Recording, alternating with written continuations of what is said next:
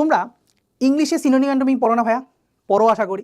ইংলিশে যখন synonym antonym পড়ো ভাইয়া, সেখানে প্রথমবার তুমি 1000টা শব্দ ভাণ্ডারের কোনোটাই জানো না, প্রথমবার যখন রিভিশন করতেছ গেল, দ্বিতীয়বার রিভাইজ করতেছ হয়তো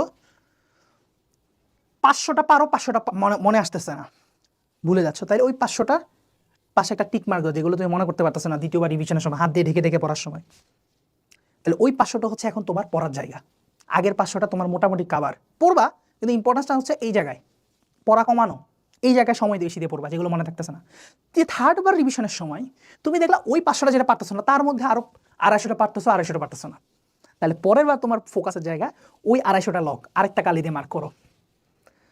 এর পরের বার রিভাইজ করতে যাও, হয়তো মাত্র আর 50টা পারতেছো না, ওই 50টা হবে তোমার টার্গেট।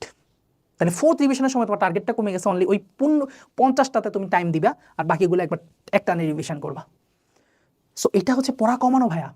অ্যাডমিশনে যারা পড়া কমাইতে পারে না তারা কোনোদিনও টাইমলি রিভাইজ করে আসতে পারে না, টাইমলি ইফেক্টিভলি পড়াটা রিভাইজ করতে পারে না, এবং আলটিমেটলি পরীক্ষায় মারা খায়, সোজা কথা যেটা। সো পড়া বাড়ানো যাবে না, পড়াকে কমাইতে হবে ভাইয়া।